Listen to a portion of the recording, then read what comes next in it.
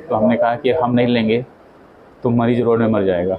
अगर उसी तरह से कई जगह से वो घूम के आया था, कहीं एक्सेप्ट नहीं कर रहा था और मरीज़ क्रिटिकल थी और ख़ुद वो मेश्राम जी बोले कि ऐसा मरीज़ बचता नहीं है। से अधिकारी वो समाज, तो समाज ये सरकार के भी, वर्तमान सरकार के भी लिए कलंक है। ऐसे लोगों को तो इमीडिएटली यहाँ से सस्पेंड कर देना चाहिए, नौकरी से उसको हटा ही देना चाहिए ऐसे व्यक्ति को। तो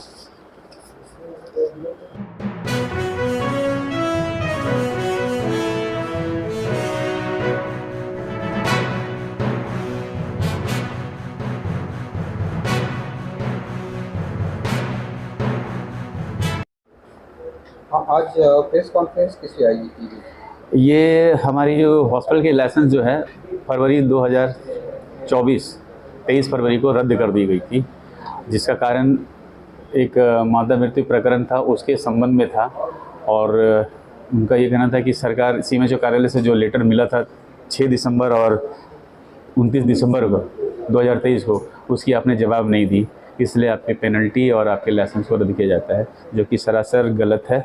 हमने 6 दिसंबर के लेटर की जवाब 11 दिसंबर को दे दी थी और 29 दिसंबर की लेटर की जवाब 2 जनवरी 2024 को दे दी थी। उसके बाद सीएमएचओ द्वारा मुझे बुलाया गया था 5 जनवरी को, और 5 जनवरी को मुझे कहा यार ये काम करो, माफ़ीनामा लिख दो और इस मामले को रफा दफा कर दो। हमने माफ़ीनामा लिखी, ख़त्म कर दी। 22 फरवरी को फिर हमें कॉल आया कि मीटिंग है, हमने डेथ मीटिंग की। फिर हमें यही बोला कि इस तरह से केस नहीं लेना चाहिए आप लोगों को। तो हमने कहा कि हम नहीं लेंगे तो मरीज़ रोड में मर जाएगा। अगर उसी तरह से कई जगह से वो घूम के आया था, कहीं एक्सेप्ट नहीं कर रहा था और मरीज़ क्रिटिकल थी और ख़ुद वो मेश्राम जी बोले कि ऐसा मरीज़ बचता नहीं है। बस यही था। लेकिन 23 उसके नेक्स्ट डे वाले दैनिक भास्कर के संस्करण में मुझे पढ़ा तो पता चला कि हमारा लाइसेंस रद्द कर दिया गया है। हम मिले मैडम से, कलेक्टर मैडम से, बोले कि आपने पेनल्टी नहीं भरी 20,000। तो हमने बोला कि भाई हमको तो रेड लेटर ही नहीं मिला 20,000 का पेनल्टी का कभी। तो बोलते आप पहले भर दो। हमने भर दी। फिर लेटर मांगा तो लेटर बोला कि आरटीआई लगा लो। तो हमने आरटीआई से लेटर प्राप्त की, 4 जनवरी का लेटर, और उसकी रिसिप्ट भी मांगी, पोस्टल रिसिप्ट। लेटर तो दे दिया लेकिन पोस्टल रिसिप्ट नहीं दिया, क्योंकि पोस्टल रिसिप्ट इसलिए दिया कि उसने पोस्ट ही नहीं किया था। वो लेटर उसने हाइड करके रखा था क्योंकि उस पर बातें सारी गलत थी। और वो 4 जनवरी वाले लेटर को मीना साहब के द्वारा कहा गया, उसमें लिखा गया था कि 6 दिसंबर और 29 दिसंबर के लेटर को आपने जवाब नहीं दिया है, जिस कारण आपकी पेनल्टी 20,000 लगाई जाती है। अगर वो लेटर मुझे आपके पास आ गया था, सीएमएचओ के पास अगर 4 जनवरी को लेटर आ गया था, तो 5 जनवरी को सीएमएचओ ने मुझे बुलाकर माफ़ीनामा क्यों लिखाया? वो लेटर ही मुझे पकड़ा दिया होते तो मैं 20,000 दे देता, या तो फिर मैं कलेक्टर से जाके पूछ लेता कि मैंने जवाब तो दे दी, तो फिर आपने 20,000 पेनल्टी क्यों लगाई? तो यही है प्रकरण बेसिकली। तो आप ऐसे गुमराह करने वाले अधिकारी के खिलाफ प्रशासन से क्या कार्रवाई चाहते हैं? देखिए, ऐसे अधिकारी वो समाज, तो समाज ये सरकार के भी, वर्तमान सरकार के भी लिए कलंक है। ऐसे लोगों को तो इमीडिएटली यहाँ से सस्पेंड कर देना चाहिए, नौकरी से उसको हटा ही देना चाहिए ऐसे व्यक्ति को। तो जी, आपके हॉस्पिटल में किस तरह का आदेश आया था और उसको लेकर अब हॉस्पिटल की स्थिति क्या है? हमें जो आदेश आया था वो बंद करने का आदेश आया है, क्योंकि हॉस्पिटल का लाइसेंस रद्द कर दिया था। और जो लाइसेंस रद्द हुआ वो 2021 में ऑलरेडी रद्द हो गया था। हमारे पास जो नई लाइसेंस है उसके बारे में उन्होंने एक शब्द नहीं लिखा। अब चूँकि ये कलेक्टर के द्वारा आया था, उसके सम्मान रखते हुए, उनका ये कर इज्जत रखते हुए हमने ये हॉस्पिटल को बंद ही रखना ज़्यादा मुनासिब समझा और एक अच्छे फोरम में जाकर के इस बात को रखी और सच्चाई उस लोगों के सामने आनी चाहिए। क्या लगता है कि इस बीच आपसे कोई संपर्क करने के लिए चाहा कि या कुछ बात करना चाहा? किस तरह की स्थिति बनी इसके बीच में? इस तरह से हम लोगों को तो कई बार लोगों ने ये भी कहा था क्योंकि आप नया लाइसेंस लेकर के चालू कर लीजिए। ऐसा कोई बड़ी बात नहीं है, नई लाइसेंस ले लीजिए और स्टार्ट करिए। 1 हफ्ता में आपको दे देंगे। जिस तरह से नोडल अधिकारी का जवाब सेकंड बार आपका आया, जो आप बता रहे हैं 20,000 पेनल्टी की, उसको लेकर जो गुमराह किया गया है, आपको सूचना के अधिकार में भी कंप्लीट डॉक्यूमेंट नहीं दिया गया, तो क्या लगता है इसके पीछे मंशा क्या है, किसका मंशा है? 20,000 पेनल्टी का जो पेपर वो हमको आरटीई के तहत लेना पड़ा है। वो तो हमको एक वर्बली ये बोला गया था कि आप 20,000 की पेनल्टी पटा दीजिए। लेकिन उसके संबंध में किस कारण से पटाना है इसके विषय में हमें कोई जानकारी नहीं दी गई थी। उसके बाद क्या हुआ? उसके बाद सर आप बताइए। लेटर तो हमने जो पहला लेटर था 6 दिसंबर की, उसकी हमने दे दी। फिर 29 दिसंबर का लेटर था, वो खुद अपने आप में कंट्रोवर्शियल लेटर था। That's letter from the nodal अधिकारी अनिल शुक्ला के द्वारा था।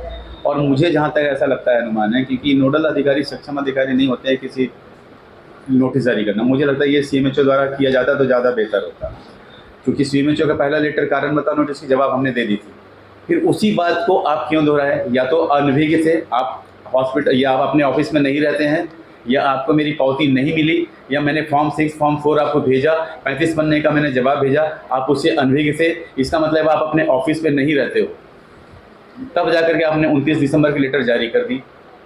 क्या मंशा लगता था उनका? अगर मान लो सब चीज़ से अनभिज्ञ थे तो और क्या मंशा हो सकती है? देखिए, मुझे तो ऐसा लगता है इनका मंशा क्या है, उगाही है और डिमांड कुछ होगा इनका जो आगे होके करता। लेकिन मैं पहले मना कर दिया था उनके PA के द्वारा कि मैं किसी चीज़ से कॉम्प्रोमाइज़ नहीं करता हूँ। अगर मैं गलत हूँ तो गलत आप मुझे ठहरा दो, अगर मैं सही हूँ तो मैं सही हूँ। आपके पास कोई फ़ोन भी आया था ना बाद में? फ़ोन मुझे कई बार आ चुके हैं, मैडम के पास भी फ़ोन आया है कि इधर क्या बोला था, आपको कंप्लेन नहीं करना है किसी तरह का। ना किसी तरह कंप्लेन मत करिए। क्या चाहते हैं आप लोग, क्या होना चाहिए? वास्तविकता पे कार्य हो। सच्चाई। मैं सच्चाई चाहता हूँ कि कम से कम आपके द्वारा, मीडिया के द्वारा, जो बात हमसे हमारी नहीं सुनी गई वो मीडिया के द्वारा एटलीस्ट कलेक्टर मैडम ये देखे जो उन्होंने साइन किया है, जो उन्होंने लिखा है, जो उन्होंने आदेश पारित किया है, क्या वो सत्य है।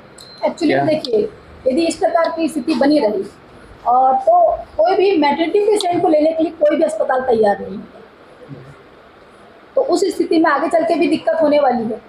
अब ये पेशेंट के पेट की में जो बच्चा था वो शुरू से धमता से PSC में दिखा रही थी, गवर्नमेंट की देखी हुई पेशेंट, हाइपरटेंसिव डायबिटिक पेशेंट, यदि ख़राब कंडीशन में जिसके पेट में 10 दिन पहले बच्चा मर चुका है, हमारी संस्था में आके यदि हाथ जोड़ के उसमें उनका पति इलाज करने की गुहार लगाता है, तो क्या इस कंडीशन में इलाज ना किया जाए? हम क्या करें? और मरीज हमारे पहचान का निकला, कंडीशन इतनी ख़राब थी कि हम मरीज को नहीं भी नहीं बोल सके। पूरे सारे दस्तावेज पे साइन करवा के मरीज को लिया गया। रात को 12 बजे वो वेंटिलेटर सपोर्ट पे गई। आयुष्मान से थे? ICU में पेशेंट थी, क्रिटिकल पेशेंट थी। आयुष्मान से थे क्या? नहीं, मरीज आयुष्मान नहीं था। एक्चुअली में इतना समय ही नहीं था मरीज के पास, इतनी बातें ही नहीं हो गई। बस बात इतनी हुई कि मरीज बहुत सीरियस है, इसकी जान बचाना प्रायोरिटी है। एक चीज़ और बोलना चाहूँगा आपसे, दरख्वास्त है कि अगर इस तरह का रवैया रहा प्रशासन का कि इतनी सख्त नियम आप लागू करते हो, तो भविष्य में सिर्फ सरकारी हॉस्पिटल को छोड़ करके कोई भी प्राइवेट हॉस्पिटल मैटरनिटी वाला केस को लेने के लिए हिचकेगा। इतना नहीं मान लेगा लीजिए कि कोई डॉक्टर जानबूझ करके किसी का अहित नहीं करता है और मरना नहीं, वो और मरीज को भरसक कभी नहीं मार प्रयास सकता। करता है। डॉक्टर मरीज को मारने के लिए नहीं, उसको वो हर बचाने के लिए संभव प्रयास करता है कि मेरा मरीज अच्छे से निकले।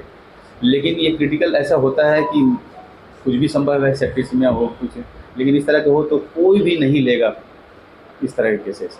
ये आप लोगों को भी समझना चाहिए, लोगों को भी समझना चाहिए और प्रशासन को भी समझना चाहिए। ठीक।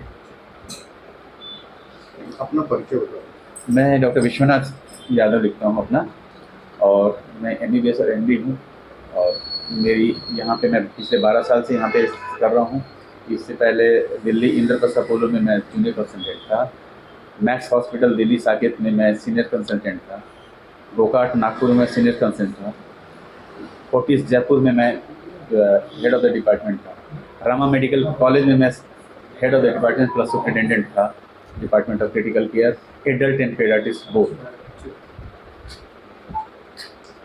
इसी प्रकार की ताज़ा खबरों के लिए जुड़े रहिए कलमवीर न्यूज़ के साथ।